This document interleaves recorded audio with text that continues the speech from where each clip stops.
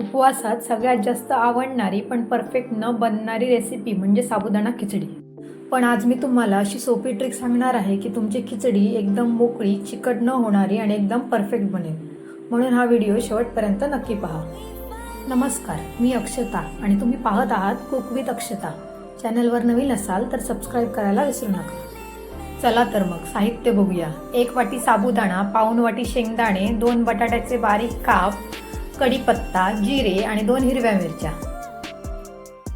इथे मी 1 वाटी साबुदाणा स्वच्छ पाण्याने 3 ते 4 वेळा धुवून घेतला आहे.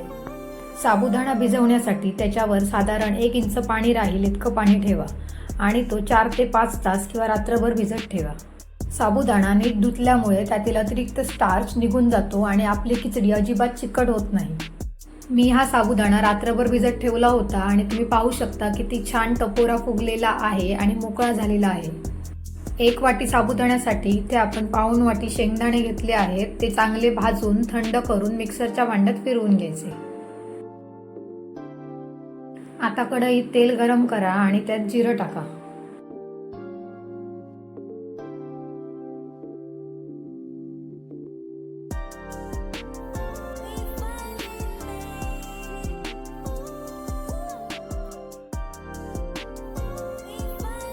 जिरं चांगलं तडतडलं की त्यात हिरवी मिरची टाका. आता यात बटाट्याचे काप टाका आणि ते चांगले भाजून घ्या. बटाटे कापल्यावर ते 5 ते 10 मिनिटं पाण्यात भिजत ठेवा. त्यामुळे त्यातील एक्स्ट्रा स्टार्च निघून जातो आणि ते कढईला चिकटत नाही व आपली खिचडी चिकट होत नाही.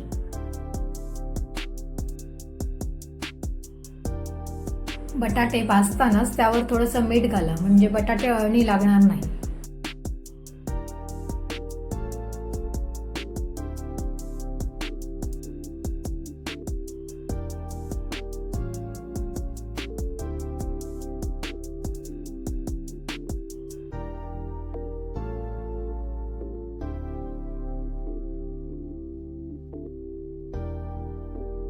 अशा प्रकारे बटाटे फ्राय करून घेतल्यामुळे सॉफ्ट आणि क्रिस्पीचा मस्त बॅलन्स टेस्ट येतो की खिचडी खायला अजूनच मजा येते. कढीपत्ता टाका आणि चांगलं मिक्स करून घ्या.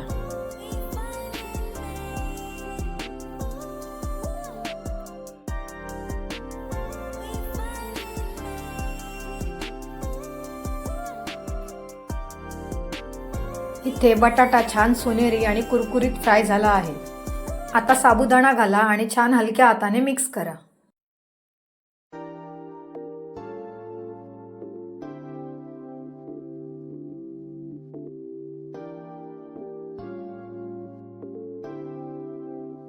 साबुदाणा 3 ते 4 मिनिटं छान परतून घ्यायचा. त्यामुळे फोडणीचा छान स्वाद साबुदाण्यात उतरतो.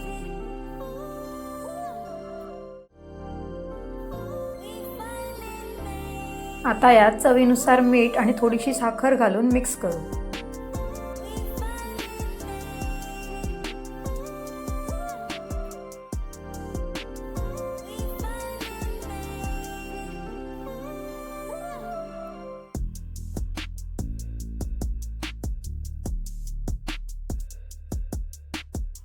आता यावर झाकण ठेवून साबुदाणा 2 मिनिटं शिजवून घेऊ.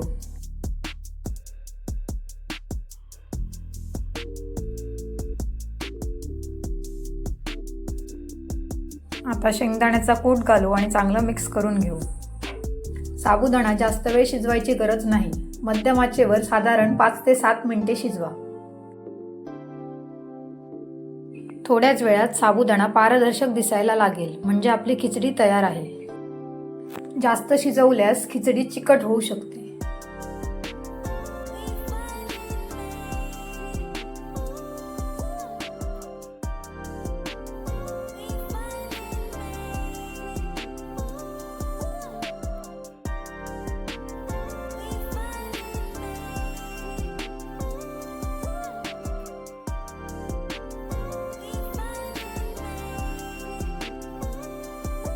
पुन्हा एकदा 2 मिनिटांसाठी झाकण ठेवा आणि छान वाफ काढून घ्या.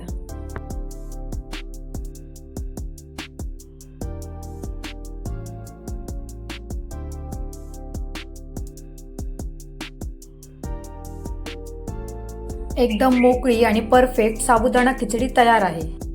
गरमागरम खिचडी दही किंवा चहासोबत खायला खूप छान लागते. तुम्हीही ही रेसिपी करून पहा आणि कशी झाली ते कमेंटमध्ये नक्की सांगा. व्हिडिओ आवडला असेल तर लाईक करा, शेअर करा आणि आपल्या कुक विथ अक्षता या चॅनलला सबस्क्राईब करायला विसरू नका. थँक्यू.